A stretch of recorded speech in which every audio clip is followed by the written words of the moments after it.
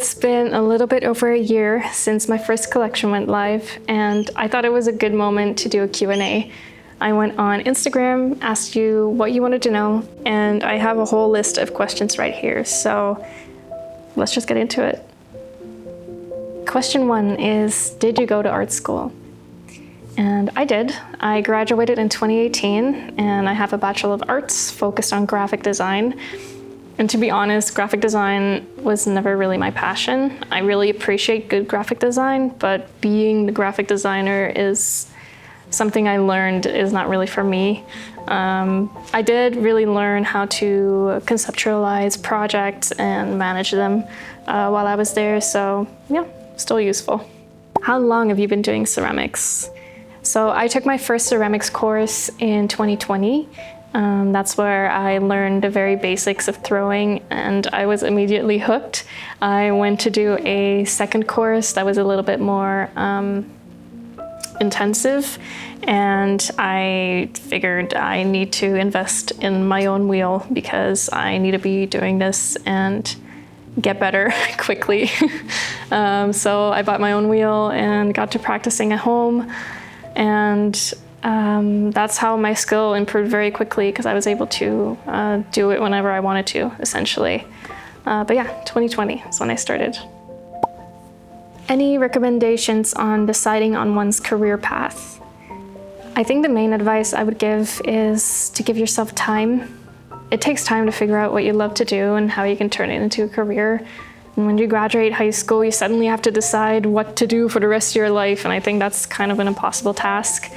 There's no shame in doing something for a few years that you don't absolutely love, you know.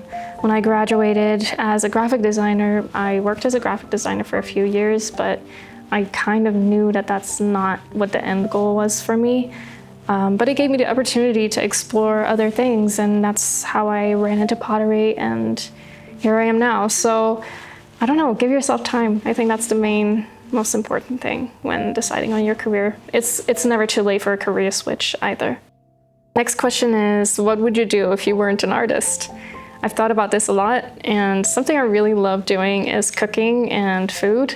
So maybe something in food content creation, or something like that, yeah.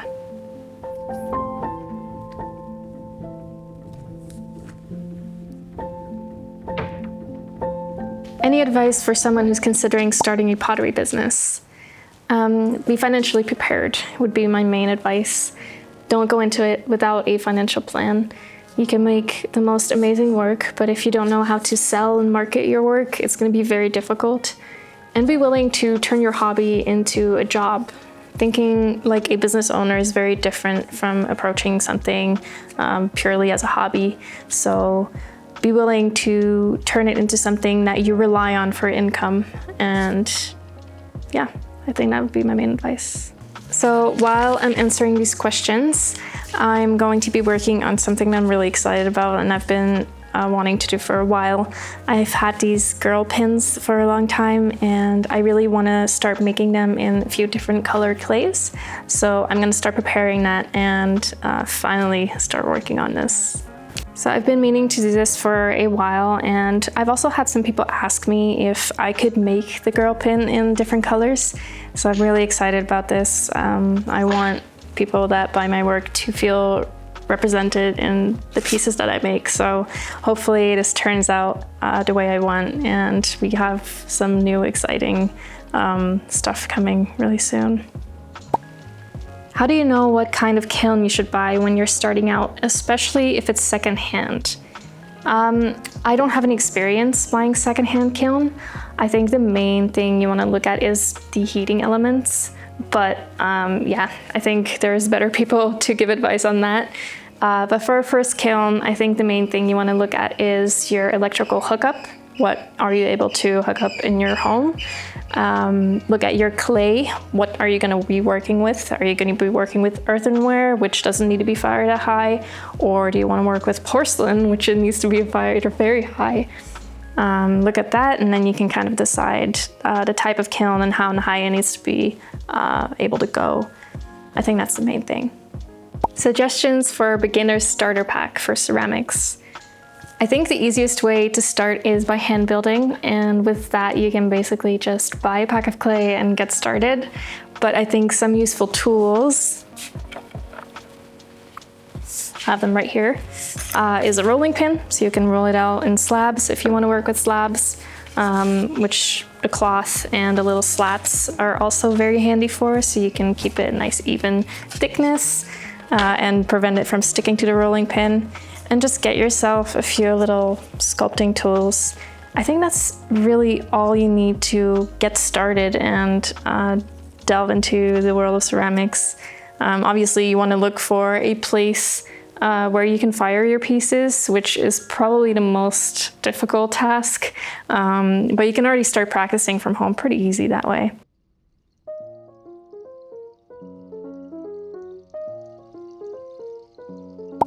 Where does your inspiration come from when bringing a piece to life?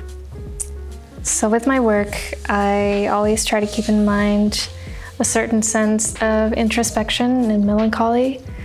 And I get a lot of my inspiration from feelings of nostalgia, nature, and I try to take a lot of pictures when I'm out and about and I see something that inspires me, and write notes when I think of ideas. And that way, I always have a list of things to fall back to and use as the imagery for my work.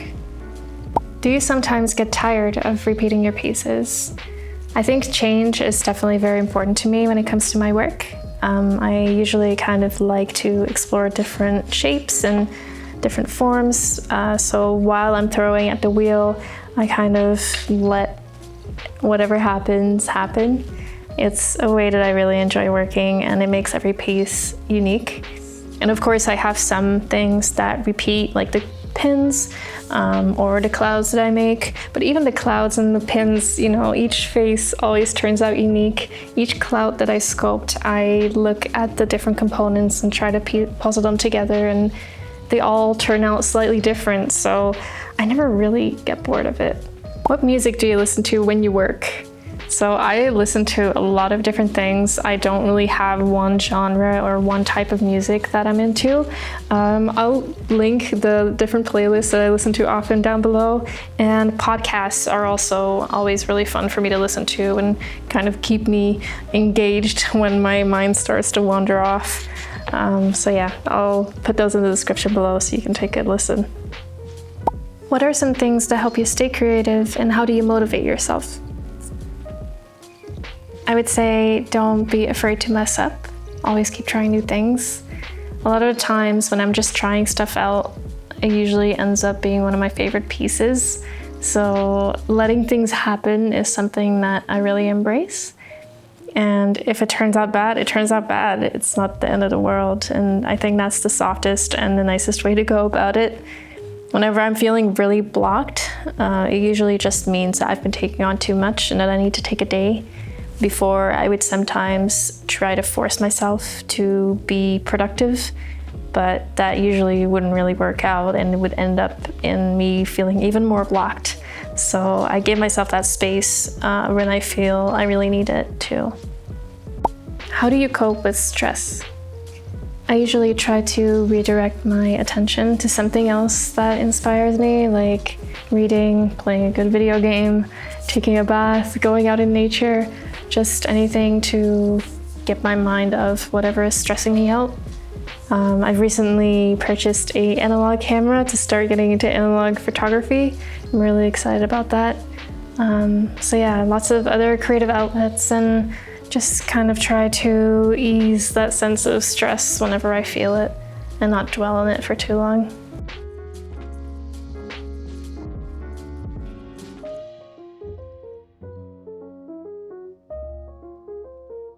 So it's been a few days, these have been drying, and I'm going to unwrap them and paint on the little faces and answer more questions.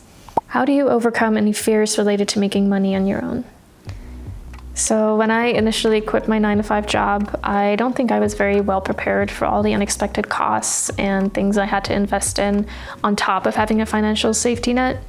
I saved up a decent chunk of money, so I thought, but I really quickly realized I needed to get a second job.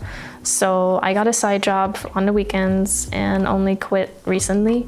That really helped me out and helped me sustain throughout the first year. But it definitely took a while to get the ball rolling, and you have to be willing to make that commitment and understand that in the initial phase, you're not going to be making money right away.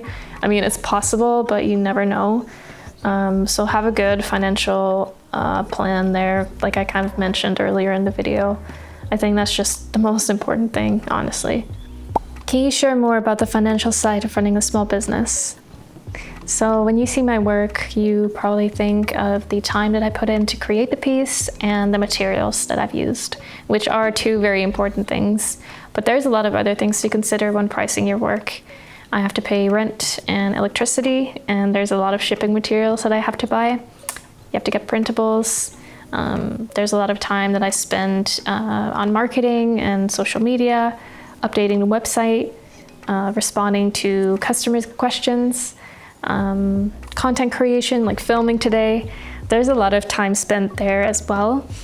And ceramics are a bit unpredictable. So that means things can go wrong and you might have to push back a launch date for a collection, which is always in the back of my mind. You have to make sure that you can calculate that in case something goes wrong. So there's a lot of things to think about when running a small business, especially financially. Is your business profitable? Yes.